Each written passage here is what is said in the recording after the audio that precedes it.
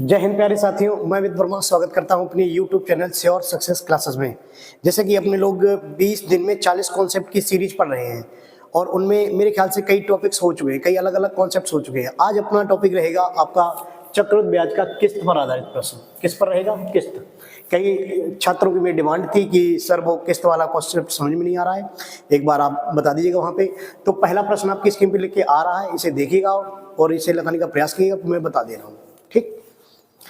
प्रश्न लिखा हुआ है आपके सामने। एक आदमी 13,000 रुपए उधार लेता है, जिसे दो समान वार्षिक किस्तों में 2 साल के अंत तक सालाना चक्रवृद्धि ब्याज के साथ 8% की दर से चुकाया जाता है। तो प्रत्येक किस्त का मान।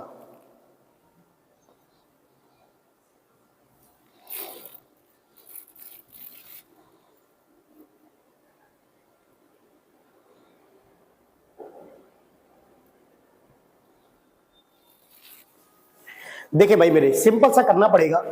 आपकी दर दी है 8% और समय जो दिया है समय जो दिया है 2 वर्ष, और आपका जो मूलधन है वो कितना है? 13,000 रुपए। कितना हजार? 13,000 रुपए। इसे 2 किस्तों में वापस करना है, ठीक है भाई मेरे। 13,000 रुपए। देखिए सबसे पहले लिखते कैसे हैं? दर को हम लोग चेंजमेंट करते हैं। दर 8% थी तो इसे काट देंगे, 4 दूनी 8, 4 से 25, तो इधर 25 और 2 ब्याज मिल गया आपको। कितना हो गया? 27। कितना हो गया? 27। किस्त आपकी कितनी हो जाएगी? 27, ठीक। और जैसे अगली साल में चलते देखो, 1 वर्ष हो गया। वर्ष कितना दिया? टोटली 2। कितना साल दिया? 2 वर्ष। अब वर्ष 2 दिया है तो किस्त वाले प्रश्न में केवल कितना करना पड़ता है? देखो अपने लोगों ने सीआई अगर पढ़ा होगा तो डायरेक्टली 25 25 25 लिखते हैं, इधर 27 27 27। लेकिन किस्त में केवल इतना चेंजमेंट हो जाता है। ये पहली साल में 25, ये कितना हो जाएगा? 27, ठीक। 2 ब्याज मिला 27। तो अगली वर्ष में ये वर्ग हो जाएगा। 25 25 625, 27 27 729। फिर से सुने भाई मेरे, फिर से सुने भाई मेरे। अगली वर्ष में ये वर्ग हो जाएगा। 25 25 625, 27 27 729। अगर तीसरी साल होती तो तीसरी साल में ये क्यूब हो जाता। 25 का क्यूब जो भी होगा 15 625 होगा जाके, ठीक है। अगर 3 साल तक होता तो उसका क्यूब हो जाता जाके, ठीक। लेकिन हमें 2 ही साल तक दिया है तो 2 साल तक लिख दी। लेकिन प्रश्न कह रहा है यहाँ पे प्रत्येक किस्त बराबर है। प्रत्येक किस्त क्या है? बराबर है। अच्छा, अगर प्रत्येक किस्त बराबर तो सबसे पहले प्रत्येक किस्त को बराबर कर दो। ये किस्त है कितने की? 729 की, और ऊपर लिखा कितना है? 27। तो इसे भी कितने से मल्टीप्लाई कर दो? 27 से। अब देखो भाई मेरे, सुनो इधर, अगर ऊपर 27 से गुणा करोगे तो भाई इस पूरी इक्वेशन में गुणा करने पड़ेगा आपको। तो इसमें भी 27 का गुणा करेंगे। कितने का करेंगे? 27 का, ठीक। अब ये आपका मूलधन निकल आएगा, ये वाला धन निकल आएगा, और ये आपकी हो जाएगी किस्त। टोटली किस्त हो जाएगी, ठीक। ये टोटली किस्त हो जाएगी, ये आपका धन हो जाएगा। अच्छा, इसका 25 का गुणा पहले कर ले। इसमें कितना धन हो गया टोटली? 25 सत्ते 175 की 5, 175 की कितनी? 5, हासिल कितना? 17, ठीक। 25 दूनी 50, 50 और 17 कितना हो जाएगा? 67, 675, और ये 625। तो आपका टोटली जो धन हो जाएगा, धन 5 5 10, 7 और 2 9, 9 और 1 10, 6 6 12, 12 और 1 13, ठीक। आपका जो टोटली धन हुआ जाके वो कितना हुआ जाके? 1300। धन कितना हुआ? 1300। और प्रत्येक किस्त कितने की है? 729। 729। अगर टोटल किस्त पूछे, टोटल किस्त, तो इन दोनों को जोड़ लेना। 729 ये, 729 ये। अब देखें जरा प्रश्न में, देखें आपको प्रश्न में मूलधन दिया है। मूलधन कितना दिया है? 13,000 रुपए। 13,000 रुपए, और मूलधन दिया है 13,000 रुपए। और यहां पे मूलधन आपका निकल के कितना आया भाई मेरे? 1300 रुपए। कितना निकल के आया? 1300, ठीक। तो ये मूलधन जो है 1300 के बराबर है। आपको प्रत्येक किस्त का मान पूछा है, और प्रत्येक किस्त है कितनी की भाई मेरी? 729 की। प्रत्येक किस्त इंस्टॉलमेंट कितने की है? 729। 729 का इसमें मल्टीप्लाई कर दे, 00 से 00 काट दे। 13 से कितनी बार कटेगा? 10 बार। 13 से 10 बार। तो आपकी प्रत्येक किस्त कितने की निकल के आएगी आपके पास? 7290। 7290। बहुत ही सही प्रश्न है, बिल्कुल आप लगा लीजिएगा इसी प्रकार से। नोट कर लीजिएगा भाई मेरे।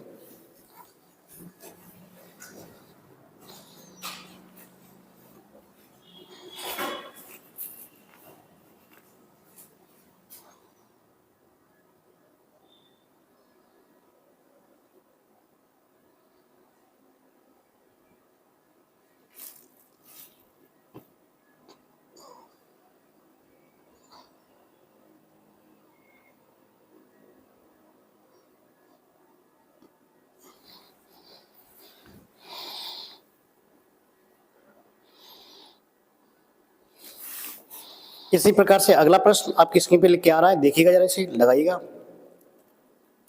दिया है 1100 रुपए की राशि कार ऋण के रूप में लिया गया, इसका भुगतान 2 समान किस्तों में करना है। यदि ब्याज की दर 20% वार्षिक है, ब्याज की गणना वार्षिक चक्रवृद्धि ब्याज पर की जाती है, तो प्रत्येक किस्त का मान। ये याद रखें कि चक्रवृद्धि ब्याज में प्रत्येक किस्त कैसी रहेगी, हमेशा बराबर रहेगी। कितनी रहेगी? बराबर। देखो कॉन्सेप्ट कई लोगों का भी था, इसलिए मैं बता रहा हूँ, लेकिन यहाँ तक मेरे साथ शायद पुलिस में आना मुश्किल लगता है, ठीक है, लेकिन फिर पेपर का पता नहीं कैसा क्या हो जाए, ठीक है। आप एक बार लगाइएगा जैसे मैंने बताया है।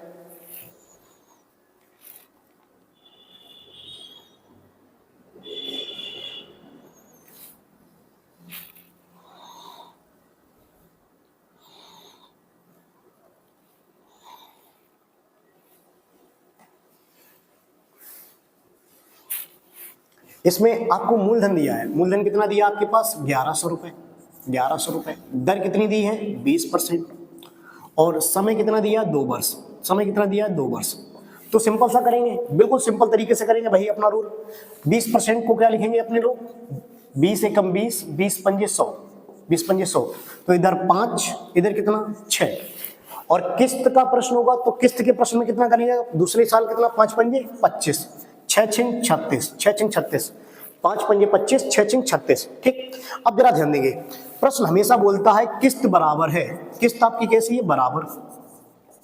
और किस्त अगर आपकी बराबर है तो इसे बराबर करें, पहले इस किस्त को बराबर करें भाई। यहाँ है कितना? 36, और ऊपर वाला कितना है? 6। 36 करने के लिए क्या करना पड़ेगा? इसमें 6 का गुणा करना पड़ेगा। और यदि आपने ऊपर 6 का गुणा किया तो पूरी इक्वेशन में 6 का गुणा करना पड़ेगा भाई, मेरी पूरी इक्वेशन में। ठीक, गुणा कर दिया तो 6 पंजे 30, 6 पंजे 30, ये 25। आपका ये जो धन निकल गया है इसे बोलते हैं मूलधन, इसे बोलते हैं मूलधन। और ये होती है टोटली किस्त, ये टोटल होता है किस्त। ठीक, ये टोटली किस्त होता है। ये मूलधन कितना हो गया आपके पास? 55। ये धन कितना हो गया आपके पास? 55। ठीक, कितना हो गया आपके पास? 55। अब यहाँ प्रश्न देखें, प्रश्न में क्या क्या? मूलधन दिया हुआ है। तो मूलधन दिया कितना है? मूलधन यहाँ दिया हुआ है 1100 रुपए। कितना रुपए दिया? 1100, जो कि वैल्यू किसकी है? 55 की। 55 की आपको किस्त निकालना है, प्रत्येक किस्त, प्रत्येक किस्त। और किस्त आपकी है कितने की? प्रत्येक किस्त भैया मेरे है कितने की? 36 की है प्रत्येक किस्त। तो बस 36 की वैल्यू निकालनी है आप लोगों को, बस सिंपल से सॉल्व कर दें। 55 दूनी 110, तो किस्त आपकी निकल आएगी, किस्त 36 दूनी 72, 720। ठीक, बिल्कुल आराम से लगा सकते हैं आप लोग। ठीक है, इसी प्रकार का एक प्रश्न और देखेंगे, बस उसके बाद किस्त का प्रश्न को यहीं पे बंद कर देंगे। मैं जबकि आपको पता ही है कि मैं प्रत्येक कॉन्सेप्ट के 3 प्रश्न बता रहा हूँ 20 दिन की 40 क्लास में। अगर आपकी कोई भी डिमांड हो, जैसे कि नहीं मुझे वो कॉन्सेप्ट नहीं आता, तो आप मेरे कमेंट बॉक्स में कमेंट कर सकते हैं। मैं उस टॉपिक के उस पर्टिकुलर टाइप का आपको वीडियो बना के दे सकता हूं। अगर किसी भी मेरे छात्र को अब भी किसी भी टॉपिक पे दिक्कत है, किसी भी टॉपिक मतलब कोई भी टॉपिक हो उनका, किसी भी टॉपिक पे किसी भी प्रकार के क्वेश्चन में दिक्कत हो, तो मुझे एसएमएस भी कर सकता है, और या फिर कमेंट बॉक्स में कमेंट कर सकता है, या अदर कोई लड़के हैं वो कमेंट बॉक्स में कमेंट कर दें, उनके लिए मैं वो क्लासेस बना दूंगा। ठीक है भाई मेरे, ठीक, जितना मेरे से पॉसिबल हो सकेगा मैं उतना करने का प्रयास करूंगा। बस फर्क इतना है, करना इसी पे पड़ेगा भाई मेरे। ठीक है, नोट कर लीजिएगा इसे। देखिए अगला प्रश्न आपका इस आपकी स्क्रीन पे लिख के आ रहा है, 66,200 रुपए का ऋण 3 बराबर वार्षिक किस्तों में चुकाना है। यदि ब्याज की दर 10% वार्षिक हो तो प्रत्येक किस्त का मान। देखिए 10% का भी उसी तरीके से लगाएंगे, लेकिन 10% का अपने लोग एक और बहुत बेहतरीन रूल सीखेंगे। क्या होता है? अभी वीडियो के लास्ट तक तुम्हें मिल जाएगा, तो वीडियो के लास्ट तक बने रहिएगा। 10% का स्पेशल रूल अपने लोग सीखेंगे। जब कभी भी 10% आता है तो बिल्कुल 1 सेकंड में देखते ही आंसर लगा देते हैं, बस देखिएगा। और ऑप्शन आपके सामने लिखे हुए हैं, पहले बेसिक से लगाइए जैसे बताया है।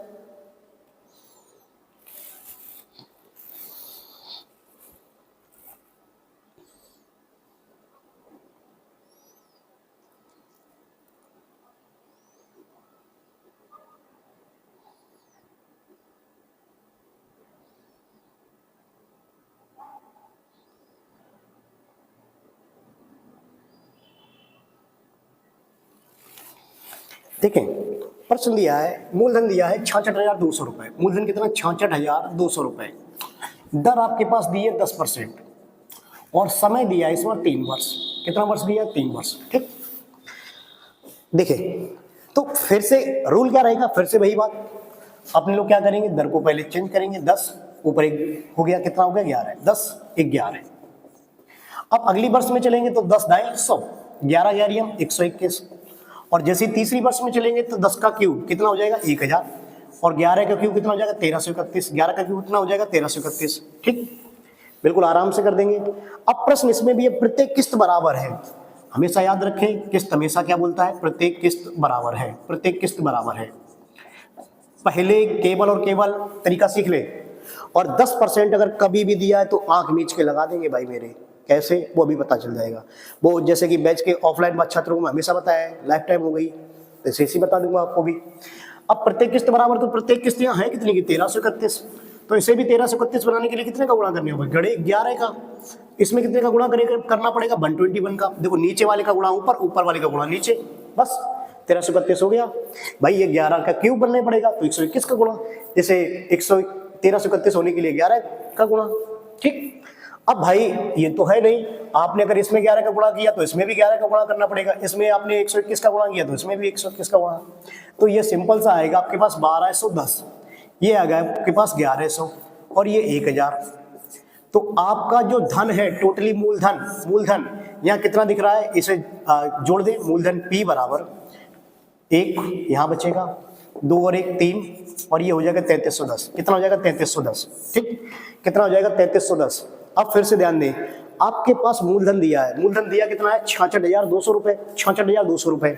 तो 66,200 रुपए जो मूलधन दिया है, P दिया है, वो कितनी की वैल्यू आपके पास 3310 की, 3310 की, 3310।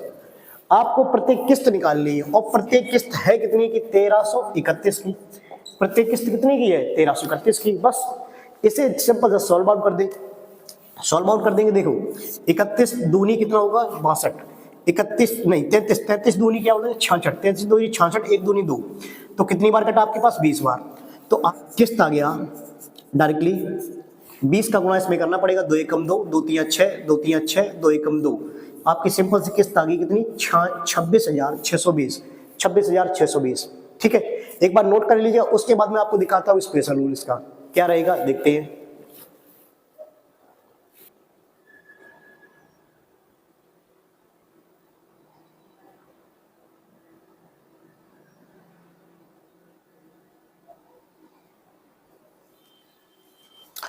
अब देखे भाई मेरे, अब स्पेशल रूल देख ले। स्पेशल रूल है क्या, कभी भी किस्त में 10% दर दी हो, मतलब समझे, किस्त में कभी भी 10% दर दी हुई हो, 10%, तो या फिर 11 डिविजिबिलिटी लगा ली। देखो 10 से 11 होते हैं, 10 से 11 तो 11 डिविजिबिलिटी रूल लगे, लेकिन 11 से संख्याएं 2 जगह कट रही हैं यहाँ पे। ठीक, 2 जगह, शायद हो सकता है तीसरा ऑप्शन भी निकल आए कहीं, लेकिन हमेशा 10% वाला रूल याद रखेंगे। देखिए कैसे, केवल और केवल, फिर से समझने भाई मेरे,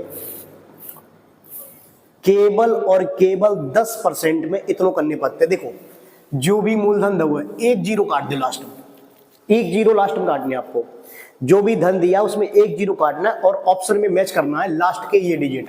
बच्चे कितने डिजिट आपके पास 4 डिजिट, लास्ट के 4 डिजिट जहां मिलेंगे वही आपका ऑप्शन होगा।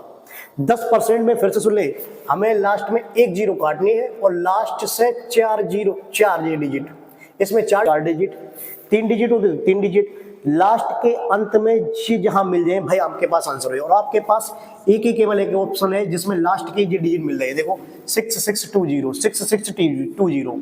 देखो कई बार प्रश्न देख, आज तक के रिकॉर्ड जितने भी प्रश्न इसमें आए भाई है डायरेक्टली ऐसे लग जाते हैं भाई मेरे। डायरेक्टली देखो एक जीरो काटने आप लोगों को, एक जीरो काटने आपको 6620 देखने, किसमें तो 6620 केवल एक ही ऑप्शन में, बाद बाकी किसी भी ऑप्शन 6620 नहीं है भाई मेरे। ठीक है, केवल इतना रूल लगता है सिंपल सा, एक बार नोट कर लीजिएगा, तरीका आपको बता दिया गया है।